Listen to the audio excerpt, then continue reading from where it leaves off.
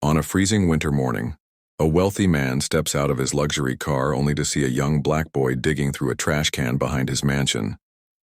His tiny hands tremble as he clutches a half-eaten sandwich, his face pale from hunger and shame. The man is struck with confusion. He knows this boy. He's the son of his own maid. Why is he out here, scavenging for food when his mother works in one of the richest homes in the city? What he uncovers next will shatter his pride, expose a devastating truth, and force him to question everything he thought he knew about kindness, privilege, and justice. Marcus lived a life of unimaginable wealth, at least from the outside looking in. His towering glass home overlooked the city skyline, and his days were a blur of business calls, luxury dinners, and headlines praising his success. Yet for all his riches, Marcus prided himself on being a good man, someone who treated his staff well and believed he understood struggle.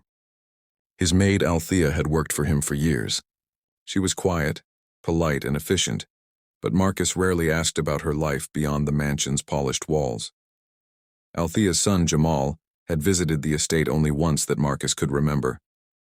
A shy, skinny boy with wide brown eyes, Jamal had been polite to a fault, clutching his backpack as if it were a shield. Marcus had smiled at him, said hello, and returned to his meeting, never giving him much thought. But that morning, everything changed. Seeing Jamal rifling through garbage in the bitter cold sent a jolt of unease through Marcus. It didn't make sense. He paid Althea well, at least he thought he did. He'd assumed her job gave her family stability, maybe even comfort. Yet here was her son digging through trash like he hadn't eaten in days. The image stuck in Marcus's mind, haunting him even after Jamal scurried away in embarrassment. Questions gnawed at him. Had he missed something? Was there more to Althea's life than the calm professionalism she always presented? That single moment planted a seed of doubt that would soon unravel Marcus's carefully curated world and reveal a level of injustice he'd never dared imagine. Marcus couldn't shake the image of Jamal's frail frame, bending over that trash can. The boy couldn't have been more than 8 or 9, and yet there he was, scrounging for scraps behind a mansion worth more than most people would see in a lifetime. That night, Marcus scrolled through his phone, trying to distract himself, but Jamal's wide, hollow eyes lingered in his mind like a shadow he couldn't outrun. The next morning, Marcus decided to ask Althea casually how she and her son were doing. Her smile was polite but guarded, the same smile she wore every day. "We're fine, sir," she said softly, her voice clipped and professional.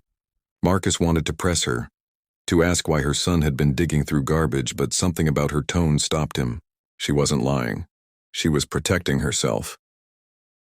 Marcus began noticing things he'd overlooked for years. Althea's uniform was always neatly pressed, but her shoes were worn thin. Her lunches were modest, often just a piece of fruit or a small container of rice. When she thought no one was looking, her shoulders slumped with exhaustion. He started digging for answers, calling in a favor from his financial advisor to check payroll records. That's when the first crack appeared in his carefully curated world. Althea wasn't being paid what he thought she was. Somewhere between management fees and contractor deductions, her wages were cut down to barely livable. Guilt hit him like a punch to the chest. He had assumed generosity because the numbers looked big on paper.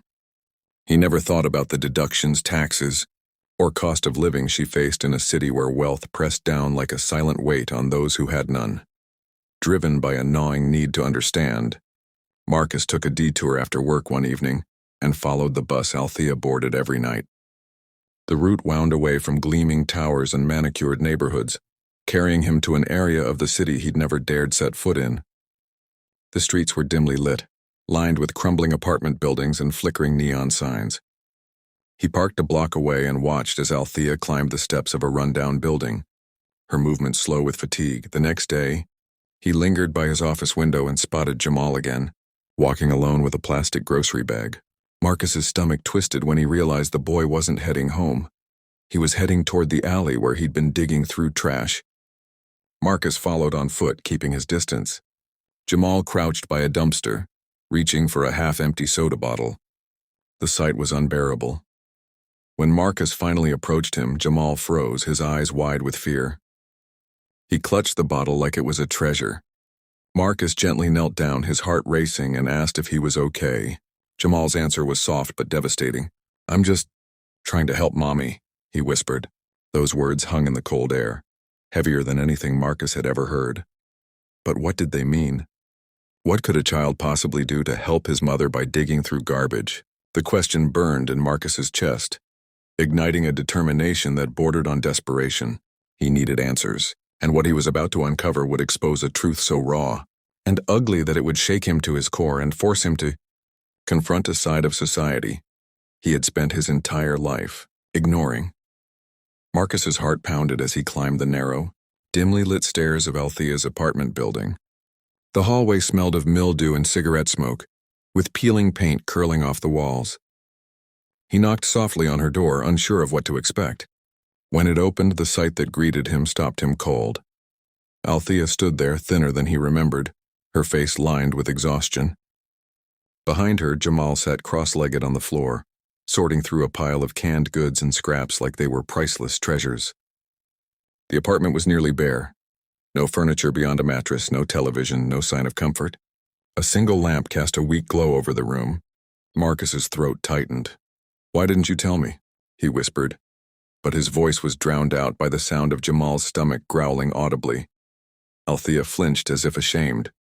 She finally spoke, her voice trembling. "I've been trying, sir. After rent, bus fare, and everything else, there's just not enough. They cut my hours last year without telling me. I thought I could make it work." Her words crashed over Marcus like a wave. He'd been paying her through an agency, trusting that the numbers added up, while she quietly sank deeper into poverty under his nose. Worse, she'd been enduring whispered insults and racial slurs from the agency's other clients, taking every blow silently because she couldn't afford to lose work. In that moment, Marcus's wealth felt like poison. His hands, which had signed countless checks and contracts, suddenly felt heavy with guilt. Jamal's wide eyes met his, filled with something no child should ever carry: fear, hunger, and quiet resignation. Marcus wanted to apologize, to write a check, to fix everything instantly. But this wasn't about money. This was about a system that had crushed Althea and her son, a system he'd been complicit in by never looking deeper. And for the first time in his life, Marcus felt the sharp sting of shame, a shame so deep it cut through his privilege like glass. He knew he couldn't walk away from this, but the question was, would he have the courage to act? Marcus left Althea's apartment that night shaken to his core. The city's skyline glittered in the distance, a cruel reminder of how blind he had been to the suffering happening just beneath it. He didn't wait for tomorrow to act. He called the agency that had underpaid her, tore through their contracts, and discovered a system designed to exploit women like Althea, women of color who were overworked, underpaid, and silenced by fear.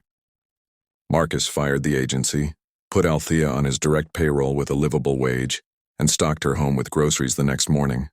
But it wasn't enough. Because even as Althea wept with gratitude, Marcus felt the weight of a truth he could never unsee.